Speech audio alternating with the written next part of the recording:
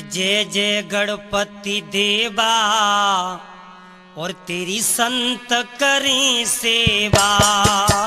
जय जय गणपति देवा तेरी संत करें सेवा।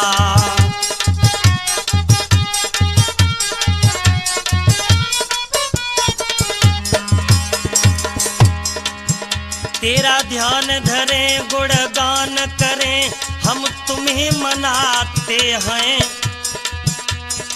ओ गौरी के लाल चरण में शीश नवाते हैं। जय जय गणपति देवा तेरी संत करें सेवा।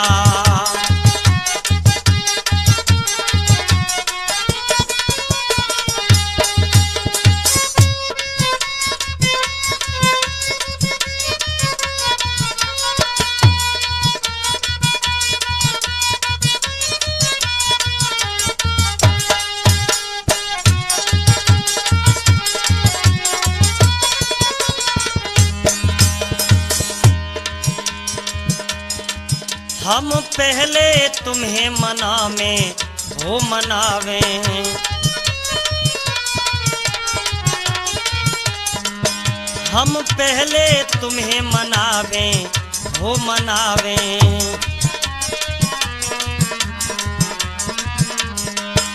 गौरी के लाल चरण शीस झुकावें। गौरी के लाल चरण शीस झुकावें।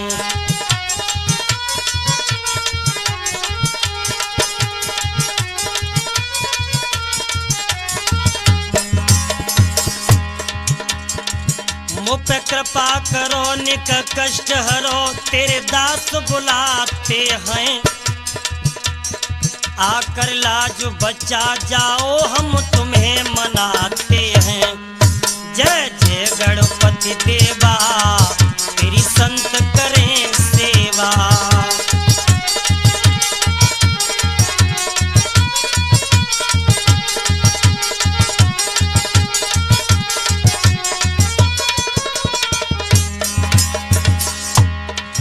तेरा ध्यान धरें गुणगान करें हम तुम्हें मनाते हैं। ओ गौरी के लाल चरण में शीश नवाते हैं। जय जय गणपति देवा तेरी संत करें सेवा।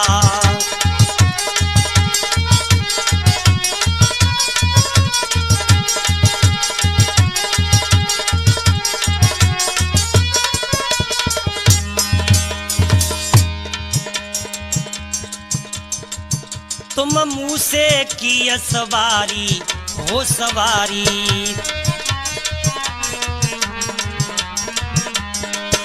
तुम मुँह से किया सवारी हो सवारी।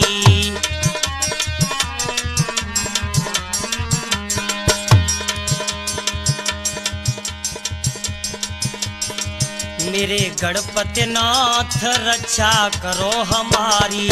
मेरे गणपति नाथ रक्षा करो हमारी।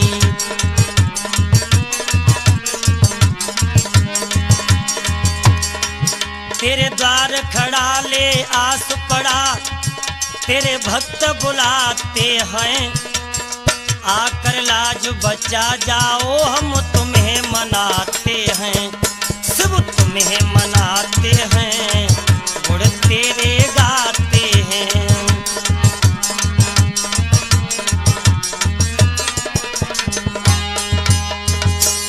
भोले बाबा एक बात बताओ कि संसार में नर बड़ा है नारी।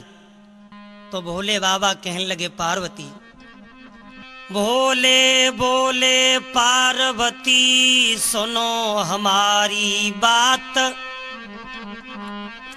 है संसार में नर बड़ा साची तुम्हें बता। भोले बाबा कहने लगे पार्वती हम तुम्हें एक बात बताएं संसार में नर बड़ा है।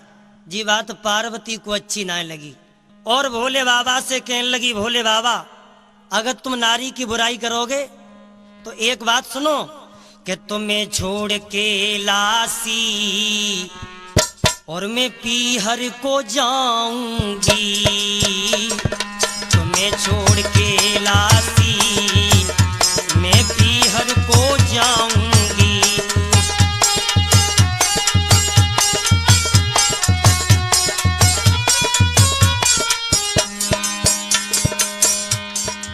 तुम्हें छोड़ के पीहर चली जाऊंगी और तुम्हें छोड़ के लासी मैं पीहर को जाऊंगी।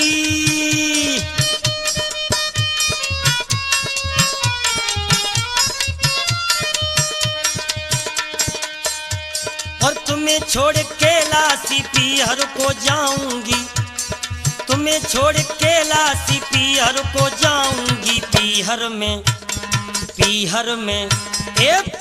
में जा कर के मैं मौज उड़ाऊंगी। अरे पीहर में जा कर के मैं मौज उड़ाऊंगी।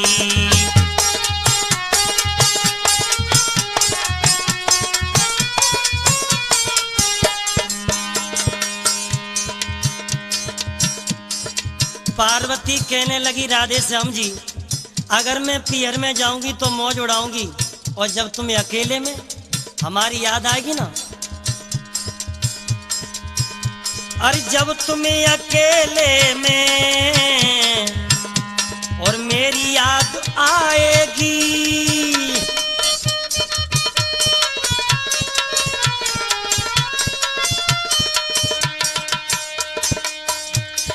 जब तुम्हें अकेले में मेरी याद आएगी, जब तुम्हें अकेले में मेरी याद आएगी, मैं अपने घर में अरे मौज उड़ाऊंगी।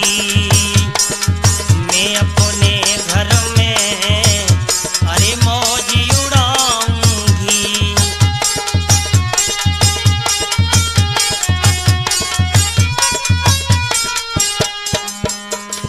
तुम्हें छोड़ के लासी मैं पीहर को जाऊंगी, तुम्हें छोड़ के लासी मैं पीहर को जाऊंगी।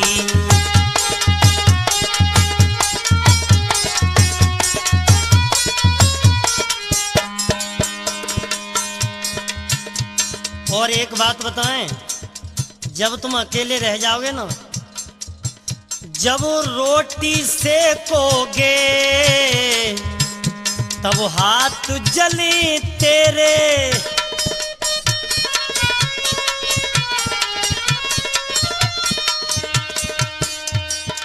जब अपने हाथ से रोटी सेकोगे ना तब तुम्हें हमारी याद आवेगी।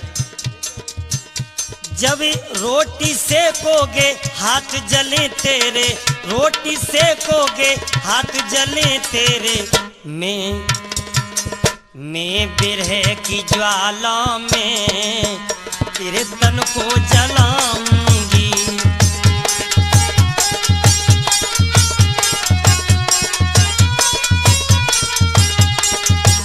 मैं बिरह की ज्वाला में तेरे तन को जलाऊंगी। मैं बिरह की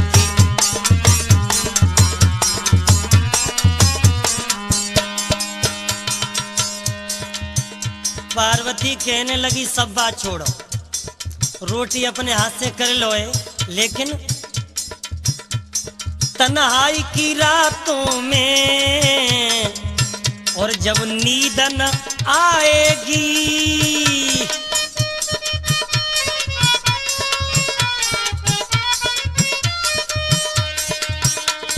तन्हाई की रातों में नींद नहीं आएगी, तन्हाई की रातों में नींद नहीं आएगी। सपनों में पास तेरे मैं हाथ न आऊंगी। सपनों में पास तेरे मैं हाथ न आऊंगी।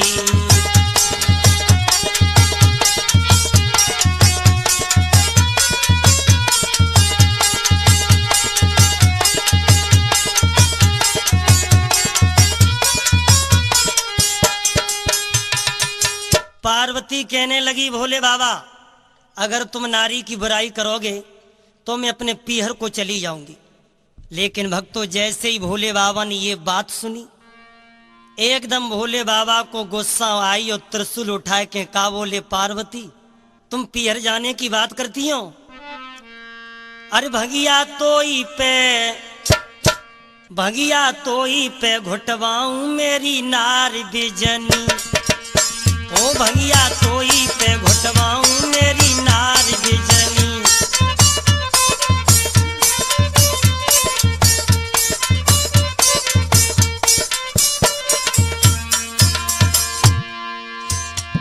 देखे तुम पीहर को कैसे जाओगी। अरे नार बिजनी मेरी नार बिजनी भगिया तोई पे घुटवाऊं मेरी नार बिजनी। भगिया तोई पे घुटवाऊं मेरी नार बिजनी।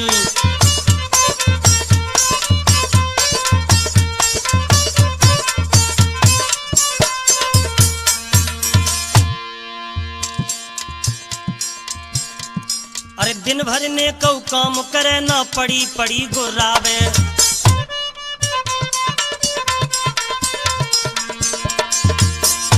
दिन भर तो ने कऊ काम नहीं करते और हम पे दोष दिखाई रही है।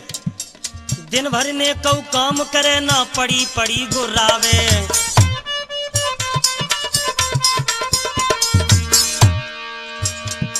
और नेक बात पे तू तो हम पे उलटी धोस दिखावे। पनिया तोई पे भरवाऊं मेरी नार बिजनी। पनिया तोई पे भरवाऊं मेरी नार बिजनी।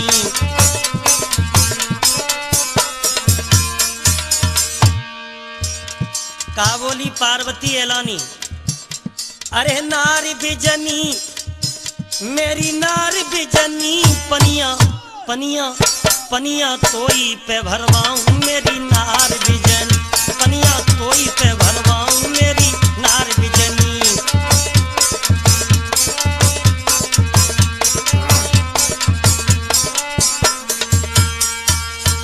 भोले बाबा कहने लगे पार्वती लेकिन चल के दिखाओ मायके को तुम कैसे जाती हो। पार्वती को फिर गुस्सा आ गई और भोले बाबा से फिर लड़के का बोली भोला कहा बोली तुम हमें रोक लो है।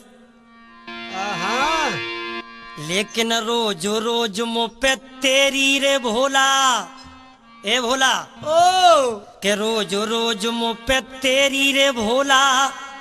और जी घोटी न जाबे बूटी मेरी किस्मत फूटी।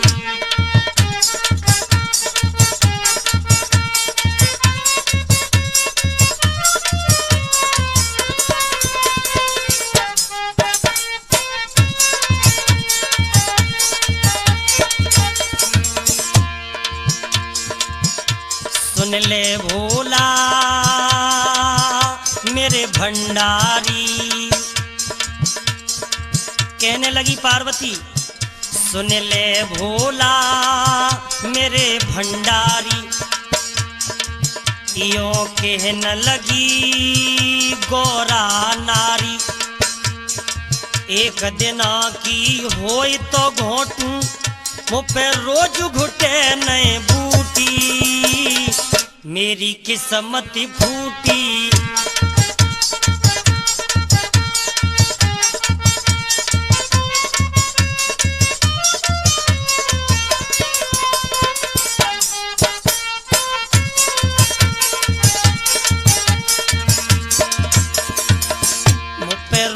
रोज अरे तेरी रे भोला ये घोटी न जाबे बूटी है मेरी किस्मत फूटी।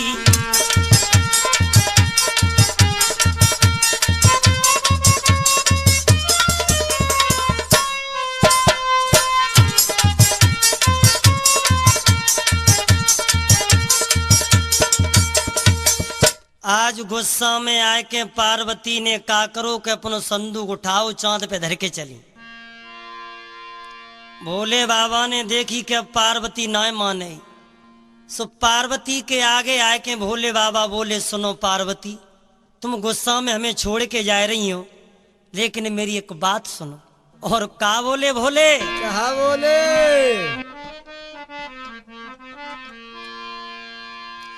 कि मुझे छोड़ के मत जाना,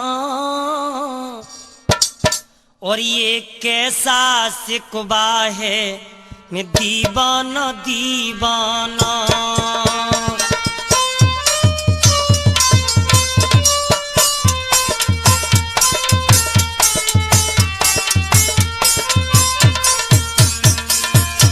पार्वती, मुझे छोड़ के मत जाना, और ये कैसा सिकवा है, मैं दीवाना दीवाना।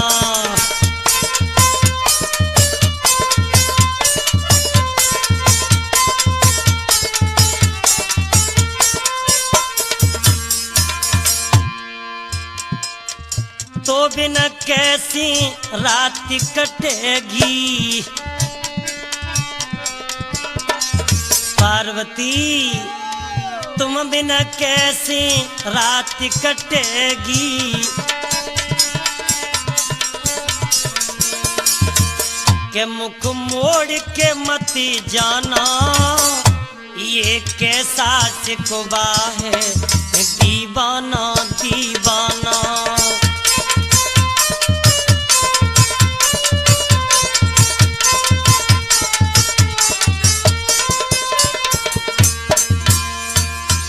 मुझे छोड़ के मत जाना, और ये कैसा सिकवा है, दीवाना दीवाना।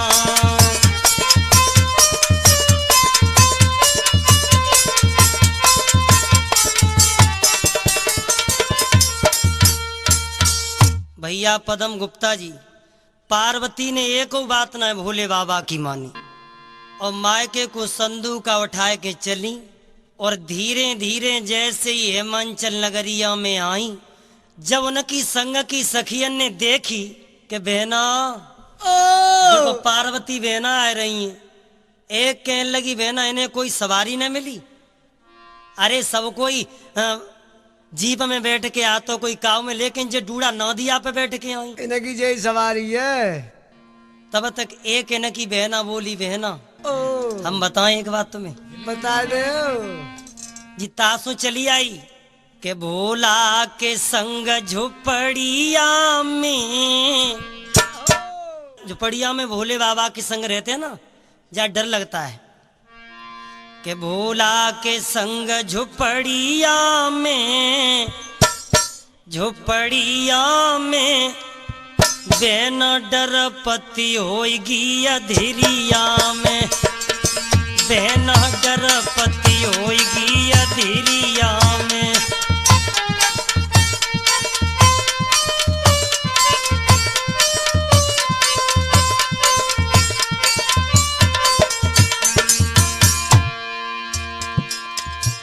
डर के माँ चली आई है। बाभोला के संग झुपड़िया में, झुपड़िया में शैतान डरपति होएगी अधीरिया, भैया डरपति होएगी अधीरिया में।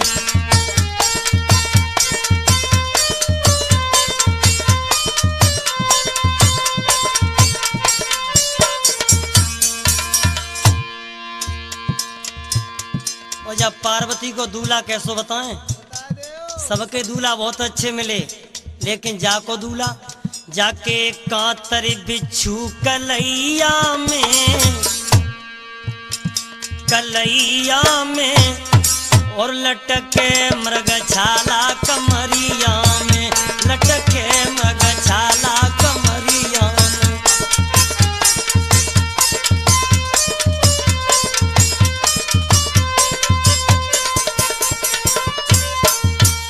अरे भोला के संग झुपड़िया में, झुपड़िया में बेना डरपति होएगी अधीरिया में, आया डरपति होएगी अधीरिया में।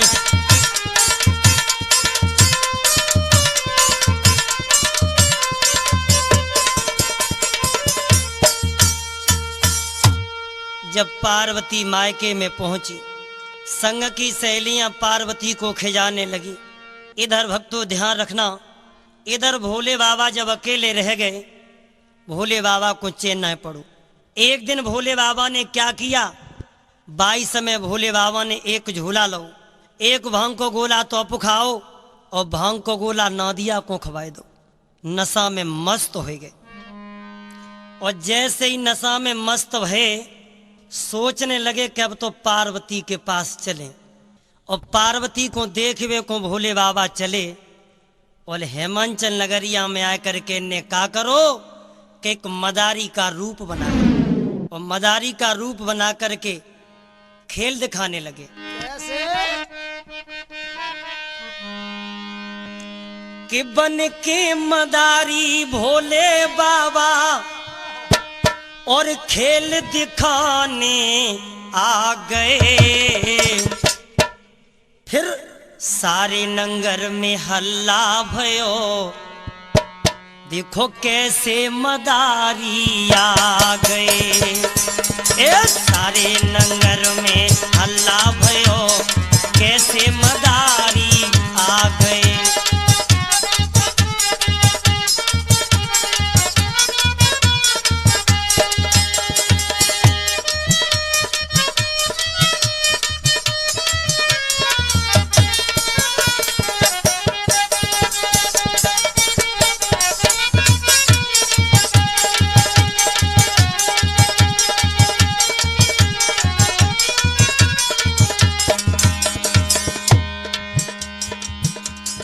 खेल दिखाने लगे और इधर पार्वती ने देखा कि नगरिया में एक मदारी आया है।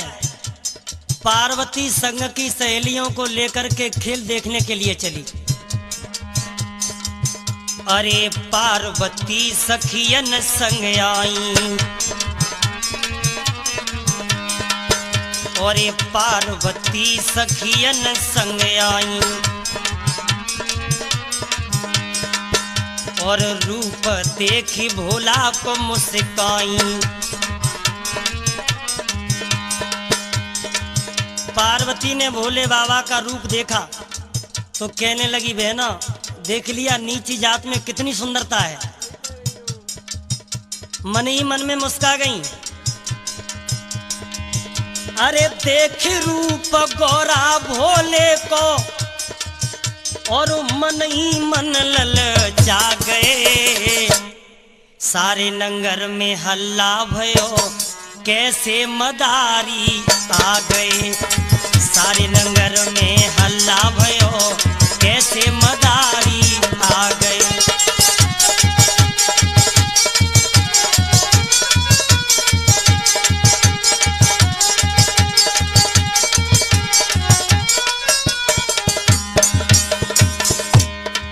देखो बन के मदारी भोले बाबा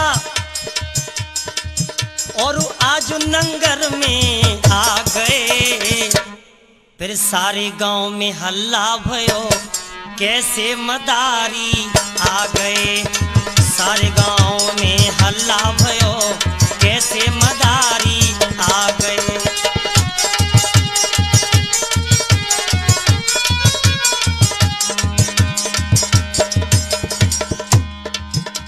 भोले बाबा डमरू बजा रहे हैं। भोले का डमरू बाज रहा, सखियों का दल वो नाच रहा। अब होई रही जय जयकार, नाच रही जोगिनिया ओए होए, नाच रही जोगिनिया।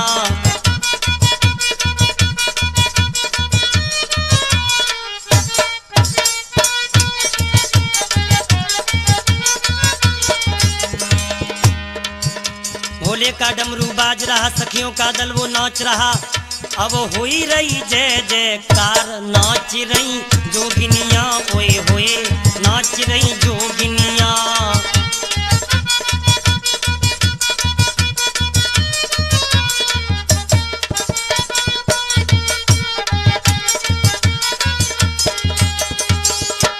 आज पार्वती देख रही हैं खेल को और सोचने लगी, बहना मदारी बहुत सुंदर है। ये नहीं समझ पाई ये भोले बाबा हैं और विचार करती हैं अगर ये भीड़ हट जाए तो इनसे हम दो बात कर ले। जब सारी भीड़ भाड़ वहां से चली गई तो पार्वती भोले बाबा के पास में पहुंची, कहने लगी मदारी तुम देखने में तो बहुत सुंदर लगते हो, लेकिन हमसे शादी कर लो। भोले बाबा कहने लगे हट, हम तुमसे शादी करेंगे। जब पार्वती ना मानी तो 22 में भोले बाबा ने क्या किया, अरे रूप दिखायो भोले नाथ ने, अरे मेरे भैया, अरे रूप दिखायो भोले नाथ ने, अरे मेरे वीरन, कोई गोरा गई घबराई जी।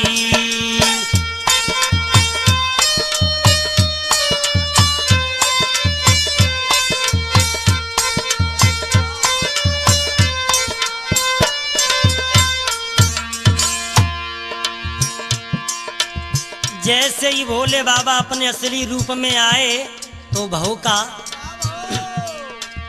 रूप दिखायो भोले नाथ ने, अरे एलानी, कोई गोरा गई घबराई जी।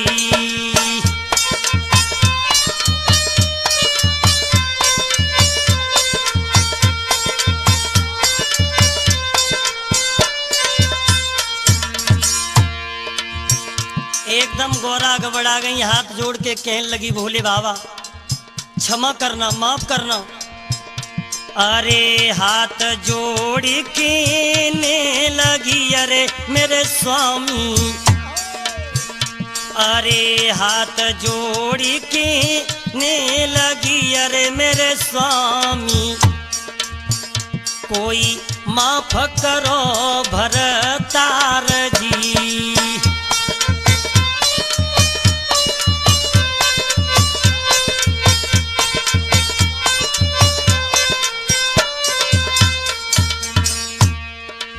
पैर में गिर के ने लगी, अरे मेरे भैया, कोई मन में रही पछताई जी।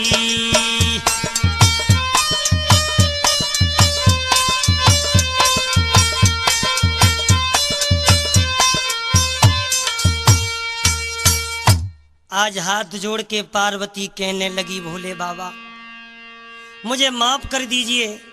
भोले बाबा कहने लगे नाना ना पार्वती, तुमने वादा किया था, अब मैं तुमको अपने साथ नहीं रखूंगा। और गुस्सा में आए के भोले बाबा पार्वती को छोड़ के वहां से चले और कहा बोले,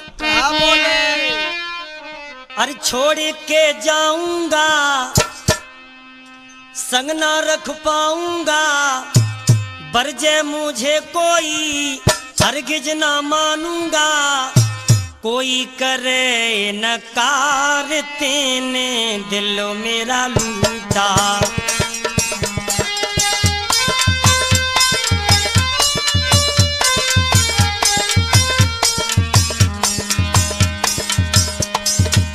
पार्वती तुमने हमारे संग कपट किया है, छोड़ के जाऊंगा अब न रख पाऊंगा, बरजे मुझे कोई हरगिज ना मानूंगा, तू नारी रे बदकार तूने कपट किया है, तू नारी बदकार तूने कपट किया है।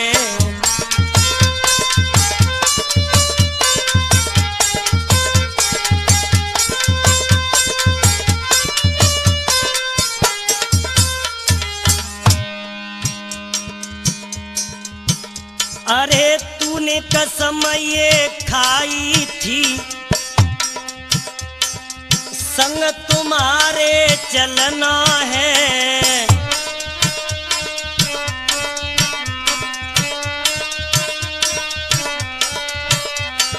तुमने कसम खाई थी कि भोले बाबा मैं तुमसे कभी कपट नहीं करूंगी। तूने कसम ये खाई थी, संग तुम्हारे चलना है, फूल और कांटे पतझड़ में पग पग पे पग रखना है।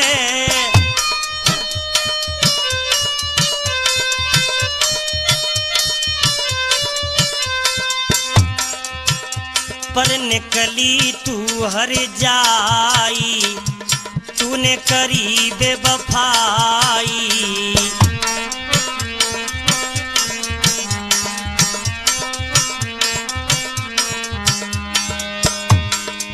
जल्दी से जाऊंगा अब न रख पाऊंगा, बरजे मुझे कोई हरगिज ना मानूंगा।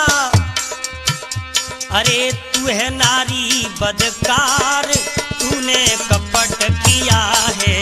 तू नारी बदकार, तूने कपट किया है।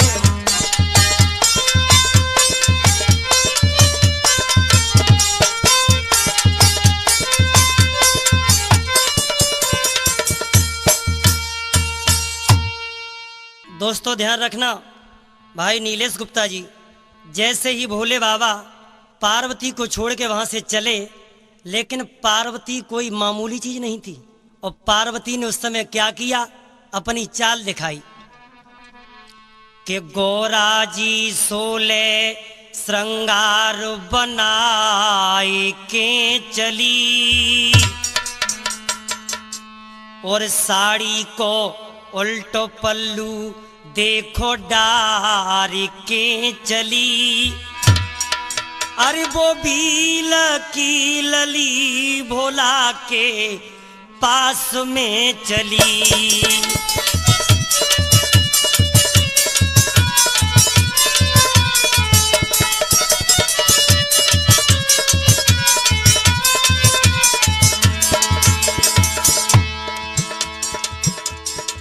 पार्वती ने सुंदर रूप बनाया, एक भीलनी की लड़की बनी।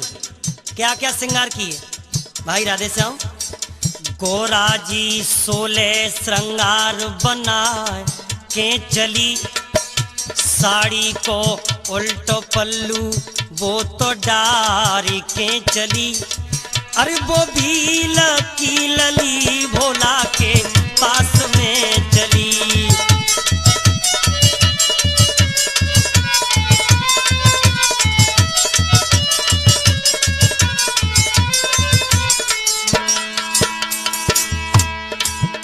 और अगिया तन पे पहने अमोली, अरे पहनी पचरंग फरिया फरिया। और नील बरन को पहने घाघरो बन के चली गुजरिया। सुंदर धोतिया पहनी, नाक में नथुनिया पहनी। अरे अगिया तन पे पहने अमोली, पहनी पचरंग फरिया।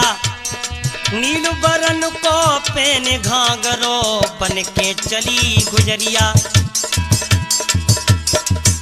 और देखते हैं कल्याणी कैसेट में, चंचल चितवन चित्त को चुराए के चली, साड़ी को उल्टो पल्लू वो तो डार के चली। वो भी लकी लली भोला के पास में चली।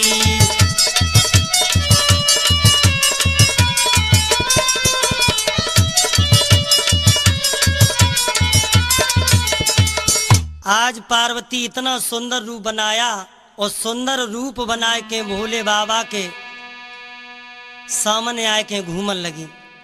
देखिए भक्तों, जैसे ही सुंदर रूप देखा भोले बाबा ने, और मन में सोचने लगे, वाह बड़ा सुंदर है, कि दिल ले गई गुजरिया। और दिलो रे जानी रे दिल ले गई गुजरिया। दिलो रे जानी रे दिल ले गई गुजरिया।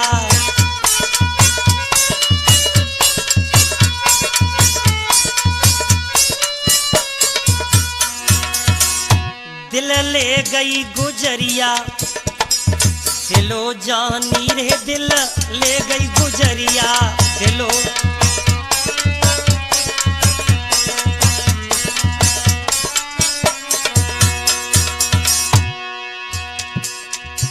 चटकीली चंचल है चकोरी, बड़ा सुंदर है। मटकीली मटकते है छोरी, देखत में लागे अरे अनारदानी रे दिल ले गई गुजरिया, दिलो रे जानी रे दिल ले गई गुजरिया।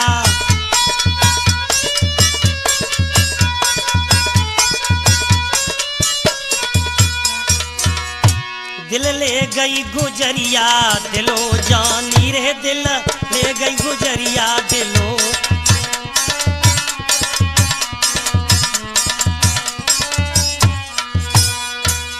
अरे भैया बड़ा सुंदर है। सो भोले बाबा धीरे धीरे माँ भीलनी की लड़की के पास हमें पहुंचे। उनने नहीं समझ पाई कि ये पार्वती हैं और जाए के का बोले, देखो इधर मेरी तरफ देखो, तुम कितनी सुंदर हो। और कहा बोले भोले बाबा तुम हमसे शादी न कर लो। आज नौला पे धैला मार दिया पार्वती ने, जाओ हम तुम जैसे लड़कों से शादी करेंगे। तो भोला कहा बोले कि तेरी प्यारी सी सुरतिया बड़ा सुंदर है और बनी है मूर्तिया, तेरी कमर है कोको कोला है, मनुआ डगमग डोला, मनुआ डगमग डोला।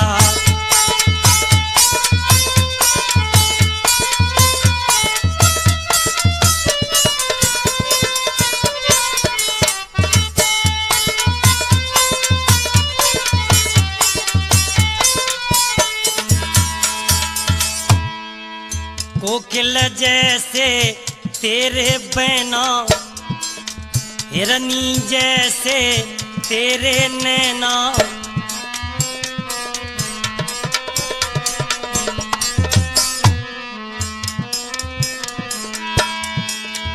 रूप रंग की छटा निराली, छैल छबीला चोला, मेरा मनुआ डगमग डोला, मनुआ डगमग डोला।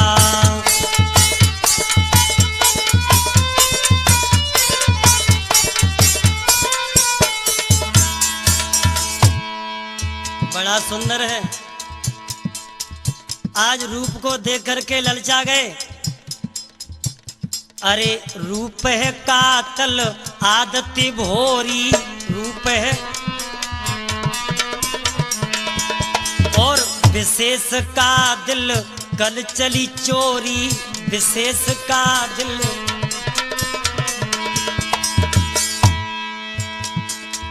रूप रंग की छटा निराली, तो पे दिख गयो भोला, मेरा मनुआ डगमग डोला, मनुआ डगमग डोला, ए मनुआ डगमग डोला, मनुआ डगमग डोला।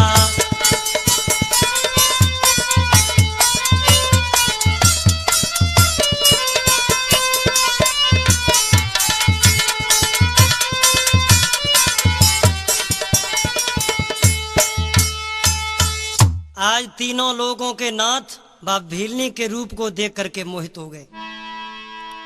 लेकिन एक बात बताएं विजयवीर भाई, त्रिया चरित्रम पुरुषस्य भाग्यम देवो न जानो कुतो मनुष्या, नारी के चरित्र को और मनुष्य के भाग को देवता भी नहीं जान पाए। लिखा है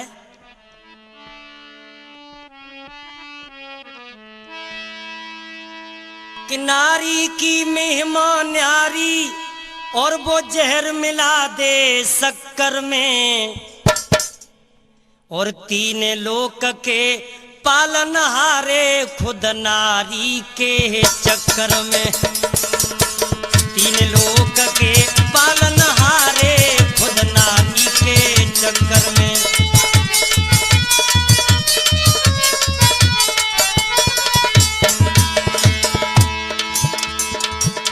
कहाँ तक बताएं?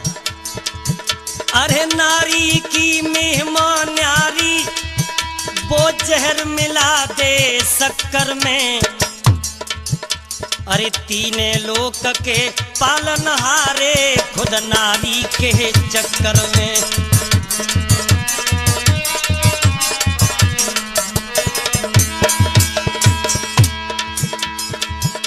नारी गोरी हो चाहे छोटी, चाहे काली हो चाहे मोटी, बच के रहना। उठे नजर जब नारी की तो धन जन से भरपूर करे। उठे नजर जब नारी की तो धन जन से भरपूर करे। पड़े तिरछी नजर जब नारी की तो पल में चकना चूर करे।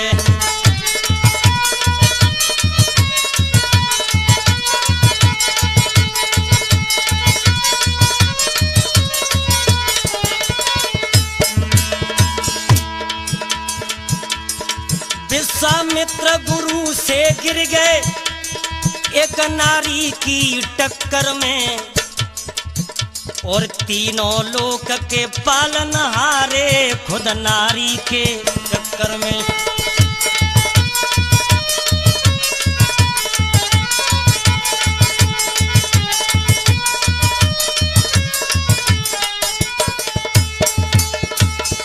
आज नारी के चक्कर में भोले बाबा फंस गए और पार्वती से कहने लगे, पार्वती तुम हमसे शादी कर लो। पार्वती सोचने लगी कि इन भोला को भी अपना खेल दिखाएं, और 22 में पार्वती कहने लगी शादी तो हम कर लेंगी, लेकिन पहले हमें अपने कंधन पे बैठाओ। भोले बाबा सोचने लगे अगर ब्याह करे तो कंधा पे चांदू पे बैठानी पड़ेगी।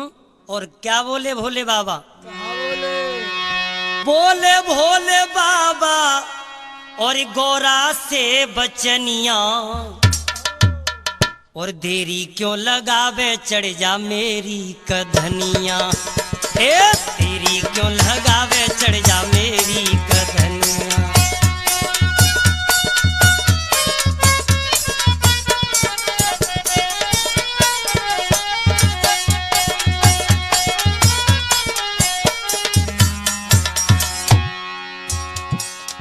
काहे देर कर रही हैं, बैठ जाओ।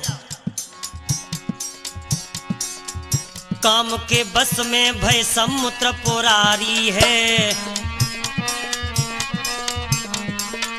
काम के बस में भय समुद्र पुरारी है। भ्रात मेरे चढ़ बैठी नर ऊपर नारी है।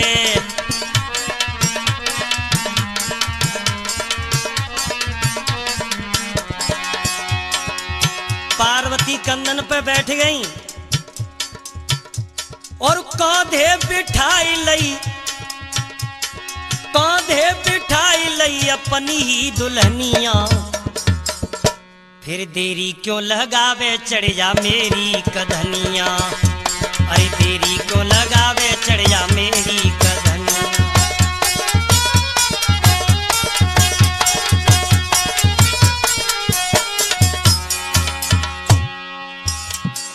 कंधन पे बैठ के पार्वती ने कहा करो,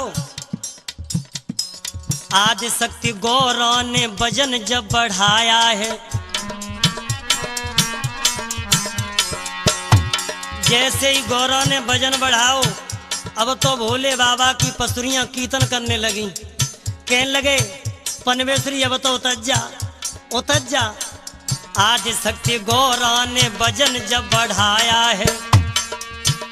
अरे छूटा पसीना और जिस्म चरमराया है।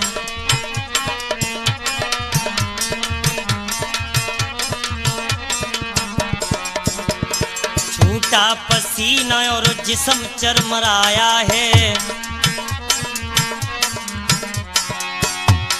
कहने लगे अब तो पनवेश्वरी उतर जा।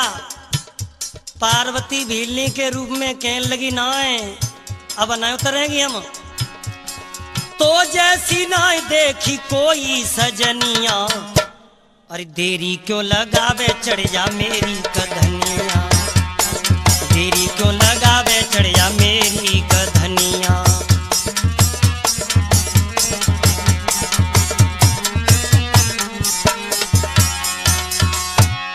बोले भोले बाबा गौरा से बचनिया, और देरी क्यों लगावे चढ़ जा मेरी कधनिया।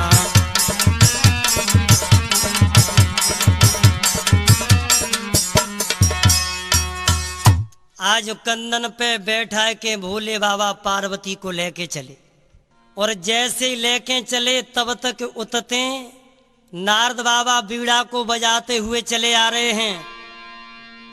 और जैसे ही नारद को देखा भोले बाबा ने कहने लगे अब तो पनवेश्वरी उतर जा, लेकिन पार्वती ना उतरी।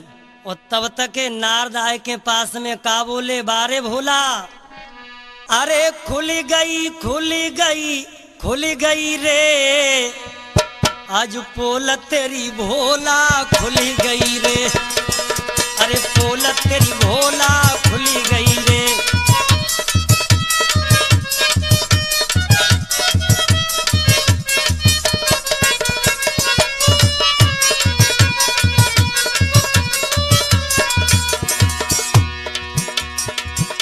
दूर ते ही नारद बाबा बोले खुल गई पोल, खुल गई खुल गई खुल गई रे,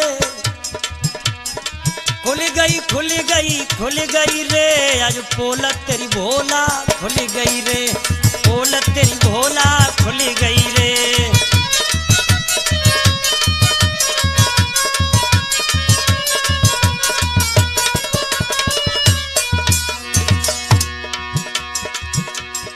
नारद देखे सम्मुख आई,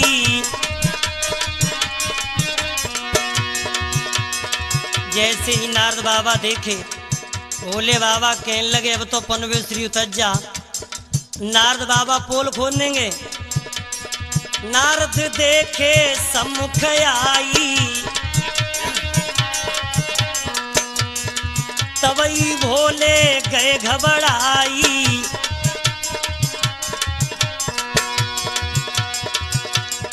तबई भोले गए घबराई।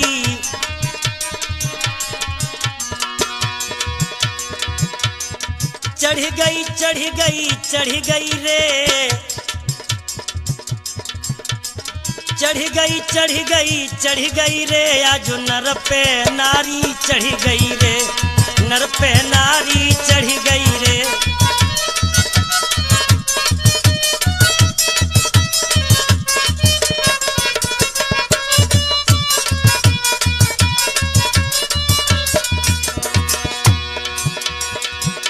एकदम पास में आए के नारद बोले, बारे भोला, आज हमें मालूम पड़ पाई, आज तुम्हारी पोल खुल गई, खुल गई खुल गई खुल गई रे, हाँ खुल गई खुल गई खुल गई रे, आज पोल तेरी भोला खुल गई रे, पोल तेरी भोला खुल गई रे।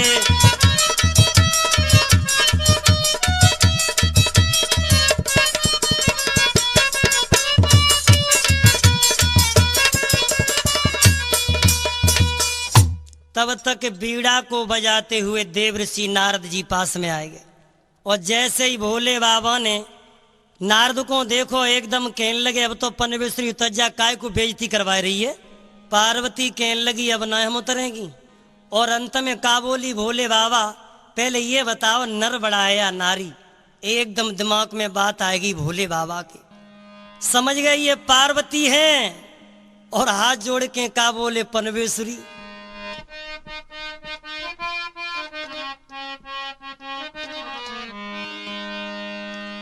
कि माप हमें कर देना ओ गणपति की अम्मा, और गणपति की अम्मा, समझ गए। वो बोले कि माप हमें कर देना गणपति की अम्मा, गणपति की अम्मा, देख लिया सारा मैंने तेरा करिश्मा।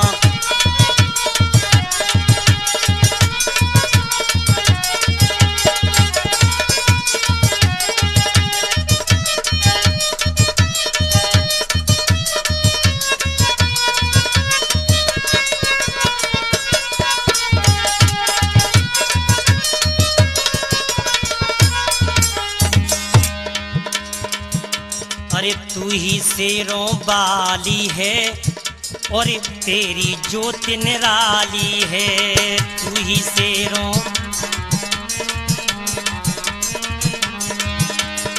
तू ही शेरों वाली है अरे तेरी ज्योत निराली है।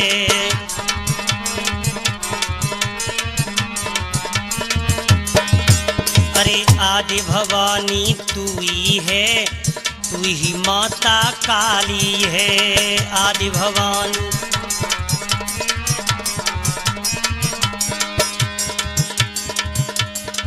लोग सारे कहते हैं और माती जगदम्बा, माती जगदम्बा। माप हमें कर देना गणपति की अम्मा, माप हमें कर देना गणपति की अम्मा।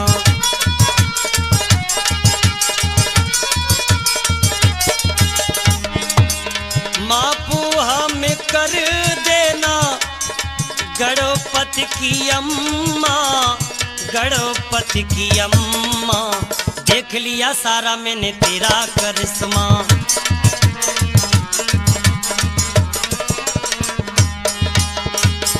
भोले बाबा कहने लगे परमेश्वरी अब तू ही बड़ी है, संसार में नारी ही बड़ी है। देखते हैं भक्तों, संसार में नारी ही बड़ी है। नारी से अच्छे अच्छे सूरवीर पैदा हुए। और लिखा है कि यत्र नार्यस्ते पूजते तत्र रमन्ते देवता। जिस घर में नारी की पूजा होती है वहाँ देवता निवास करते हैं। अरे कैलाश वासी रे मेरे भोला और मेरे दुख हरियो, और मैं चौखट पे मर जाऊंगा तुम देखते रहियो। मैं चौखट पे मर जाऊंगा तुम देखते रहियो।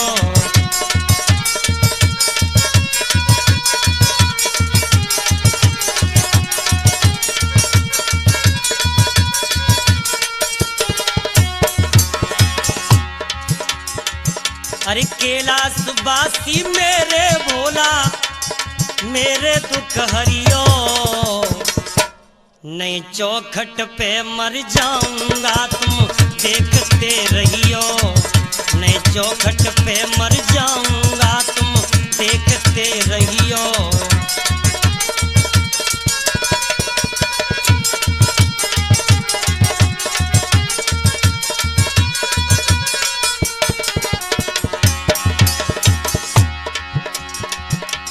चौखट पे मर जाएगा तो धाम मेरे में आएगा।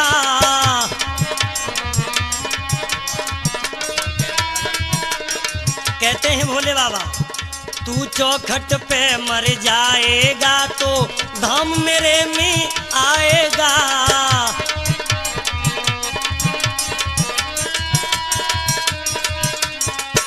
और धाम मेरे में आकर के तेरा नाम अमर हो जाएगा। धाम मेरे में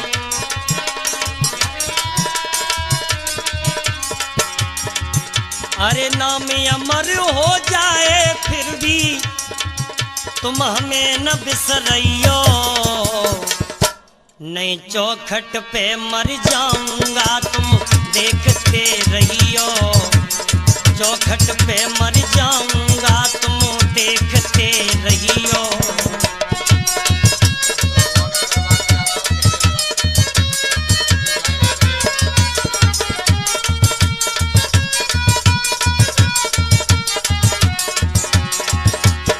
भक्त भोले बाबा के दरबार में पहुंचता है, कहता है अरे कैलाश वासी मेरे भोला मेरे दुख हरियो।